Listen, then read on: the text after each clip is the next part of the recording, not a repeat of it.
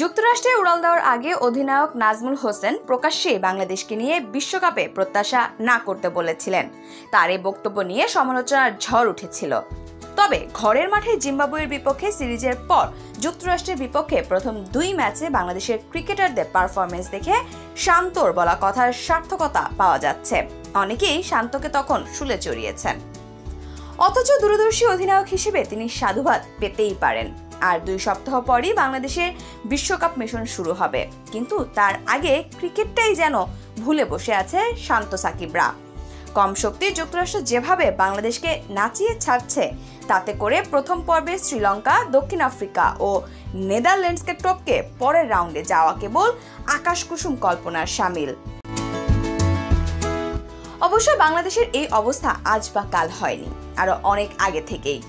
ভালো কোনো death bowler উঠে আসছে না, নেই কোনো হার্ড হিটার। ক্রমান্বয়ে ফর্মহীন ক্রিকেটারদের খেলিয়ে যাচ্ছে। এর জন্য শুধু ক্রিকেটারদের দায় নয়, অনেকেই প্রধান কোচ হাতুরু সিং এরও দায় দেখছেন।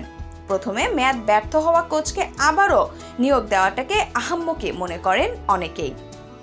সামাজিক যোগাযোগ মাধ্যমে এক ক্রিকেট সমর্থক লিখেছেন, সবাই কি হাতুরু সিংকে ভুলে গেলেন?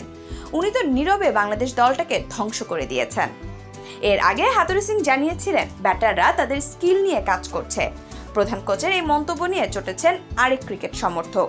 তিনি বলেছেন, এই বিষাক্ত পোকার আক্রমণে পুরো দল। এই পোকার আমলে কোন ব্যাটার কত স্ট্রাইক রেটে বাড়লো এমন তথ্য আছে কারো কাছে? বাংলাদেশ টিমের কোচ হাতুরু সিং দলে যতদিন থাকবে ততদিন বাংলাদেশ টিম তলানিতে পড়ে থাকবে। শুধু টি-20 না, বাংলাদেশ যে ওয়ানডে ফরম্যাটে ভালো খেলতো সেই ফরম্যাটেও দলটাকে ধ্বংস করেছেন হাতুড়ে, এমনটাই অনেকের মন্তব্য।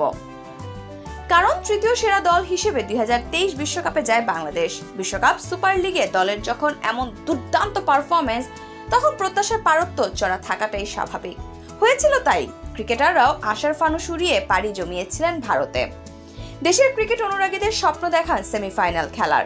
আফগানদের বিপক্ষে রঙিন হয়ে শুরুটা রাঙালেও পরের ম্যাচেই খেই হারিয়ে ফেলে দলটি।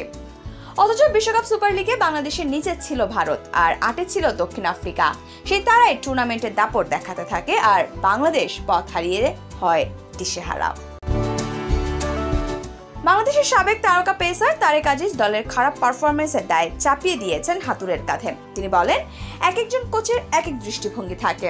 আমার কাছে কোনো কোচই খারাপ না, তবে আমার ছাত্র কেমন সেটা উপর আমার পরিকল্পনার অনেকটাই নির্ভর করে। যে প্রক্রিয়ায় হাতুড়ে চলে গিয়েছিল তাকে দ্বিতীয় মেয়াদে আনাটাও যেমন ঠিক হয়নি, আবার যে প্রক্রিয়ায় আমরা একটার পর একটা কোচ বদল করছি সেটা কোনোভাবেই ভালো কিছু হতে পারে না। সব জায়গায় গলদ রয়েছে। এই গলদ ঠিক না করলে কেউই বাংলাদেশ ক্রিকেটের উন্নয়ন ঘটাতে পারবেন না।